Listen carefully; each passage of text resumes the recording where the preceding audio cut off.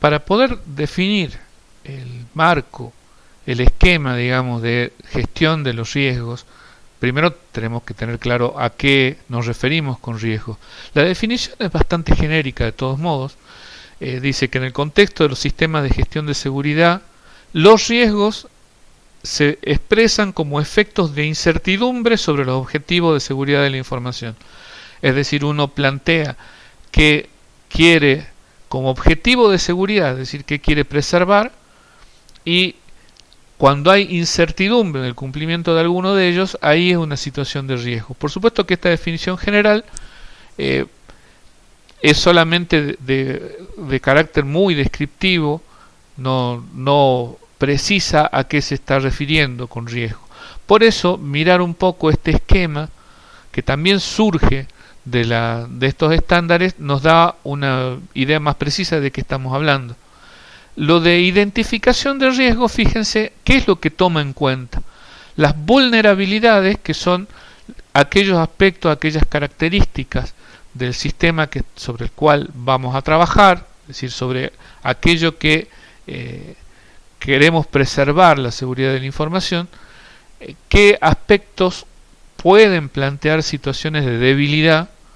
detectar posibles situaciones de debilidad que pudieran implicar un riesgo. Una amenaza es qué o quiénes pueden intentar y de qué forma actuar sobre los activos, que es el otro aspecto que hay que tener en cuenta, es decir, las cosas que nosotros, la información que se quiere proteger. El impacto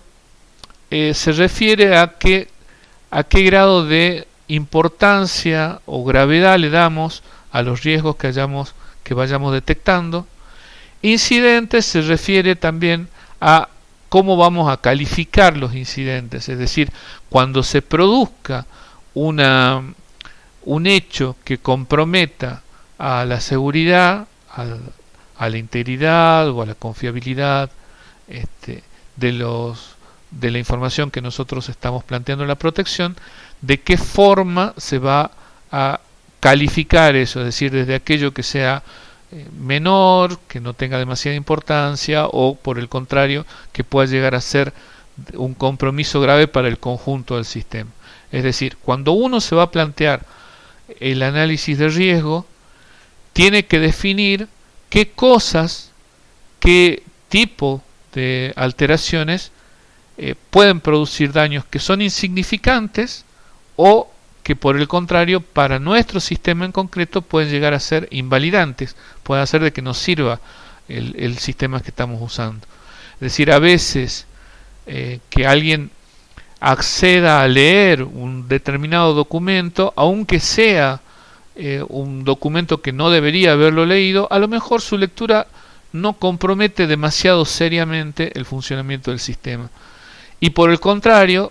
la destrucción de una determinada información podría hacer de que un sistema determinado no funcione y por lo tanto esté quebrando la posibilidad de mantener la disponibilidad. La evaluación del riesgo va a tomar en cuenta, bueno, la política que se haya definido respecto de los riesgos y la tolerancia al riesgo, es decir, hasta qué punto determinados riesgos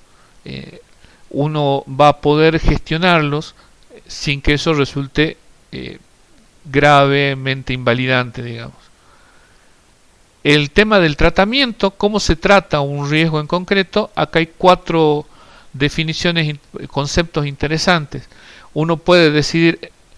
o aspirar, que ese sería el máximo, a evitar el riesgo, es decir, que no se produzca esa situación que estamos definiendo como peligrosa. O podemos intentar mitigar el riesgo, que quiere decir, bueno, tomar acciones para que el daño que pudiera haber producido sea el menor posible. Compartir el riesgo se refiere a poder transferir la posibilidad del tratamiento del riesgo en un escenario que sea más amplio, no solamente dentro del ámbito de mi sistema de gestión. Y aceptar el riesgo es cuando uno considera que este riesgo, bueno, si se produce una situación como la que se está analizando, o tipo de riesgo que se está evaluando en concreto, esa situación pueda considerarse dentro de un nivel aceptable. Y el manejo de cambios tiene que ver de nuevo con esta idea de ciclos, en lo que cada vez que se termina un ciclo se toman decisiones para mejorarlo en el futuro. Todos estos aspectos,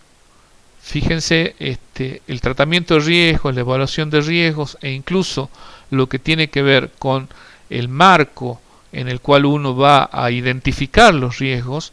están también vinculados con obligaciones externas. ¿Esto a qué se refiere? Bueno, puede ser definiciones legales, estándares que estén en juego para el sistema con el que yo esté tratando. Digamos, por ejemplo, en obligaciones externas, una ley de protección de la privacidad de la información puede imponer que el sistema sobre el cual yo esté trabajando tome con mucha más importancia el control de los datos sensibles de las personas sobre las que, supongamos llegado el caso, se estuviera manejando la información. Hay un aspecto que puede ser controvertido sobre estos estándares y la familia 27000. En un anexo se definen dentro de los objetivos de control y los controles de referencia para un sistema de gestión de seguridad de la información, que tiene que haber un control de acceso a sistemas y aplicaciones, cuyo objetivo es prevenir el acceso no autorizado a los sistemas y aplicaciones. Cada uno de estos controles a los que estamos refiriendo acá, este es un ejemplo en particular, son imperativos, es decir, para cumplir con el estándar del que estamos hablando, uno debe cumplir con cada uno de ese conjunto de cosas. Si bien esto no es tan taxativo si es que depende de la política que uno haya adoptado, es decir, no es invalidante en cuanto a la posibilidad de que de algún modo yo sí permita el acceso al código fuente. Sin embargo, para precisar más y comprender bien el último término que hay ahí, que dice que se debe restringir el acceso al código fuente de los programas, y esto que suena que entonces no podría haber software libre, en realidad hay que contextualizarlo de dónde viene, por eso está puesta toda la secuencia. Es parte de los controles de acceso a sistemas y aplicaciones, y lo que se quiere con esto, de ahí la importancia de relacionar un objetivo con un control en concreto, es que se busca prevenir el acceso no autorizado a los sistemas y aplicaciones de mi sistema. Si yo quisiera, para dar un ejemplo, que el sistema sobre el cual yo estoy trabajando tiene que ver con comunicaciones,